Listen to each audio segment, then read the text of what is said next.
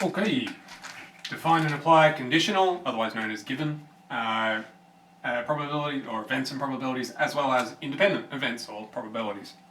Okay, conditional is 9F, independent is 9G. So, I'm going to kick off with a nice definition. So, probability of A, this vertical line, it's usually just pronounced as given. So, probability of A given B, right, is equal to the probability of A intersect B divided by the probability of B. That's a nice bunch of words. What does that mean? So what this is saying is, what is the probability of A happening if B has already happened? Or in other words, if given B has already happened. So what's the probability of this thing happening if I already know that this has or will happen? Okay, well, that's a whole lot of words. Let's run with an example. Okay, so the sum of 2d6. So roll 2 dice, add them up. What do you get? So hopefully we get some number between 2 and 12. Okay, what's the probability of A given B? Alright, well, first of all, you've got to go back and think, hang on, are each of these equally likely? No, they're not equally likely. Alright, hopefully we know this has got 6 out of 36 chance, and then as you move away from the centre, they go down. So we get that, and similar with this, so this is 5, 4, 3, 2, this is 1, this is 2, 3, 4. Is that right? Yep, cool. So that's how many chances out of 36 each of them has. Okay, great. What's the probability of A happening given B has already happened? Okay, so what conditions would satisfy that? Alright, well, the conditions that would satisfy those would be where they intersect. So, not 3, 6, not 5, 6, yes. Not 7, not 8, 9, yes. So only 6 and 9 would satisfy.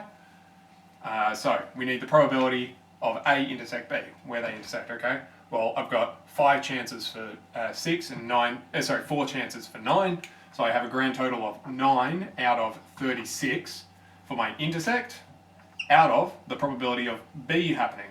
Alright, well, I've got 2, 5, 4 and 1, gives me 12, I think. Cool, great, alright, we can simplify this a lot. First of all, the 36s both cancel, and then from there, 3/4. Cool, so the probability of A happening is 75%, given B has either already happened or will happen. Now you might ask, hang on, how can I guarantee that this is going to happen? Don't know. This is just a purely theoretical exercise. Right? But we can say things about those probabilities. Okay, alright, what's the probability of B happening given A happens? Oh, is it going to be the same? Well, let's find out. So, probability of B and A, now they have switched position. So this is now probability of B intersect A, but that's the same thing. A intersect B and B intersect A, they're the same thing, so I still end up with the same 9 out of 36. Next bit, probability of A is now on the bottom, so adding all these guys up, I get 24. So now I've got 9 out of 24. What am I dividing by? I can't 9s, no. So 3 out of 8. And look at that, they're not the same. So, probability of A given B is not the same as probability of B given A. The order matters. Okie dokie. Okay, well, what if we go with something that might break your brain? So, eventually. Okay, the sum of 2d6, so same thing, roll 2 dice, add them up. A is just going to be, the sum is 10. Okay, well, first thing, how many ways can I get a 10? Well, there should be 3 different ways I can get that. Okay, B, the first die is a 4. Okay, well, how many ways can that happen? There's one, so the first die is a 4. That means there's 6 different ways of that happening, because I've got a 4 and a 1, a 4 and a 2, and a 4 and a 3, a 4 and a 4, 4 and a 5, 4 and a 6. So there's 6 different ways out of the 36 grid that could happen. Okay, probability of A given B. Alright, probability of A intersect B. Well, how many ways can I get a 10 if the first die is a 4? There's only one way if the second die is a 6. So there's one way, alright, out of 36. Cool. Over, probability of B. Well, we already said that's 6 out of 36, and so that's 1 out of 6. Okay, great. We did the purely mechanical way. It's usually a very good idea to check, because you've got fractions and a whole lot of things can go wrong. It's usually a good idea to check if it makes a bit of sense. Okay, I need to get a 10. I've rolled the first die. I got a 4. What's the probability that this whole thing adds up to 10? Well, hang on. I need to roll a 6 in order to get a 10 overall. So I've got a 6-sided die, I need to get a 6, there's only a 1 out of 6 chance. Cool, yep, that makes sense. Pass the basic logic test. Okay, so now to break here instead. Probability of A given C. Alright, what's C? C is the probability that one die is a 4. Now, if I hadn't have said this, a whole lot of people would say, oh, that's 1 out of 6. But no, notice that these are worded ever so slightly differently, and this is the best part about probabilities and why humans suck at it very commonly. So, one die is a 4. Which one of them is a 4? Is it possible that both of them are a 4? Yeah, it's possible both of them are a 4. All I said was one die is a 4. I haven't necessarily looked at the second one at all. Does that mean the first one is a 4? No, it could be the second one is a 4. Oh, okay, so this is a bit more fiddly. So, very commonly, a good idea at this point, because we're getting a little bit fiddly, is to draw a grid. Oops, 2, 3, 4, 5. Yep. 1, 2, 3, 4, 5, 6. Don't need this bottom bit. Okay. Right. Now, 1, 2, 3, there's 4. 1, 2, 3, 4. Okay. So, which positions satisfy this condition? Well, that would be all of these guys.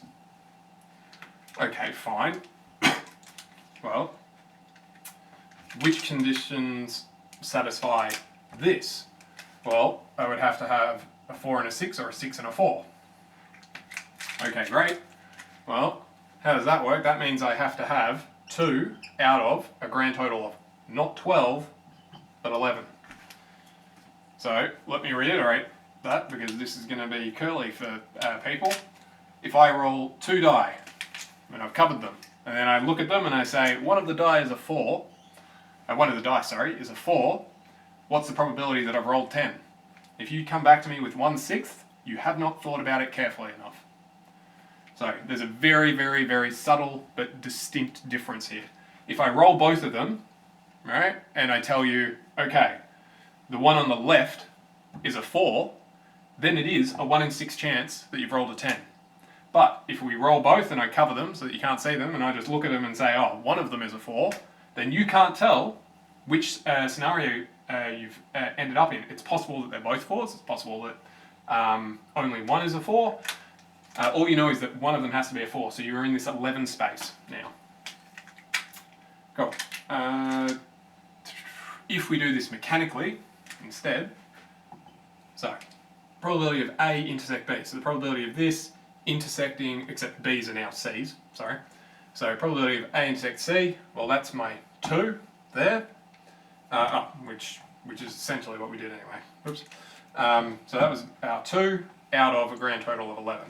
This technically should have been out of 36, but they'll cancel down straight afterwards anyway. So, I enjoy these sorts of things because they make you break your brain out, but don't be too concerned if you don't get that on first glance. It's one of those things that is very easy to just overstep. So, highly, highly, highly recommend, whenever you read a probability problem, if you immediately jump at the answer, triple guess your own thinking. Because it's very common, particularly if there's a bit of wording like that, where it's like one die is a 4, where it's ambiguous, you need to really carefully think it through. If it says the first die is a 4, that's really specific, so that's okay. And obviously, an event of 10 that's fine. But whenever it says something ambiguous, be really careful, because it's probably a trap. Okay. What if we get given something like this? So we don't even have a scenario, we're just given raw probabilities. Alright, so probability of A, 0.4, probability of B, 0.3, probability of neither, 0.4. Alright, I want the probability of A given B. Well, to do that, I need the intersect. I don't have the intersect. Alright, so we're going to have to do a little bit of extra work here. So, most of the time, good idea, draw up a grid of some sort. In this case, I'm going to elect to draw a two-way table. You could do this with a Venn diagram, I just prefer two-way tables, totally up to you, just a personal preference. Everything should add up to 1. Okie dokie. Cool, we were given 0.4 for A, we were given 0.3 for B. Now, neither of them happen, that's where both B and A do not happen, so that's there. Cool, okay. We can fill in the rest. This has to be 0.6 to add up that way. This would have to be 0.2. This would have to be 0.1. This would have to be 0.3. This would have to be 0.7. And lo and behold, everything checks out. Great. Okay, probability of A given B. Alright, well, that's the probability of A intersect B, which is there, 0.1, divided by the probability of B, 0.3, so 1/3. Probability of B given A, the intersects are the same, given A is 0.4, is 1/4. Probability of not A intersecting with B. Okay, not A intersecting with B is 0.2, given B is 0.3, is 2/3. Probability of not B given A. Okay, the intersection, different intersection, A not B. A not B, 0.3 is the intersect. Probability of A, 0.4 is 3/4. Probability of A given not B, so intersect of A and not B, 0.3. Probability of not B, 0.7 is 3/7. Probability of B given not A, so B given not A is 0.2. Probability not A, 0.6 is 1/3. Now, hopefully from this it shows that this thing is definitely not communicable. You can't just reverse things and hope that it'll work out. They're almost always going to give different results. The only difference one is this, which is because of a symmetry in it. But that's it. Beautiful, beautiful, yes, good. Yes, cool. So generally speaking, if you flip things around, you're going to lose your way really quickly. So you have to think it through carefully. If you ever get stuck, draw some kind of diagram to sort yourself out. That's what all the previous chapters were about, or sub-chapters were about. Cool, last little tidbit, the concept of independent events. So if I've got probability of A multiplying by probability of B, if that happens to equal the probability of A intersect B, then by definition they're independent. And vice versa, if they're independent, then this must hold. Another way of saying the same thing is if the probability of A given B is equal to the probability of A, then they must be independent because the probability of B had nothing to the event of B happening did not affect the probability of A. So, things that are independent. If I roll a die and flip a coin, does the die roll affect what comes up on the coin? No. Does the coin flip affect what comes up on the die? No. Those are independent events because no matter what I do with one, the other one doesn't care. So those are independent. Now, they don't have to be physically different things, and I'm going to illustrate that with this example here. I've rolled a single die, so a 10-sided die. All right, I'm defining A as 2, 3, 4, 5, and I'm defining B as 2, 4, 6, 8, 10. Cool, all right. Is A independent of B? Well, should it be or shouldn't it be? It's the one thing that I'm rolling, so if A happens, then doesn't that say something about whether or not B happened, or does it not? It's not really abundantly clear, but your instinct might say, well, yeah, it must, because if A happened, then it's possible B's happened here because it ticks over. But then if 5 happened, then this definitely hasn't happened, so maybe it's, well, maybe it's not quite so clear. All right, so let's go through definitionally. Okay, it's a 10-sided die, so each of these are equally likely. In this case, I'm going to elect to do a Venn diagram, like so. Okay, intersection, 2, 4, is that it? Yep, so we've got 2 and 4 in the middle. I'm going to put A on the left, which I should have labelled. A on the left, B on the right. Cool, so I've got 3 and 5 need to go here. 6, 8 and 10 all go around there. I'm missing 1, 2, 3, 4, 5, 6, 7 and 8, 9, and that's it. Cool, okay. Well, let's figure out whether or not these are independent. So I need to check if this equality holds, or if this one holds, either, but this one's usually easier to calculate with. So probability of A is 4 out of 10, multiply probability of B, 5 out of 10, equals probability of A intersect B is here, is 2 out of 10. Is that equivalent? Alright, well, I've got 20 over 100 equals 2 out of 10. Is that true? Yes, it is. True, therefore independent. Beautiful. If you get this and they're not equal, then they are dependent events. Or they're not independent, whichever way you want to say it. This is usually a pretty easy thing, you're just checking exactly that equality.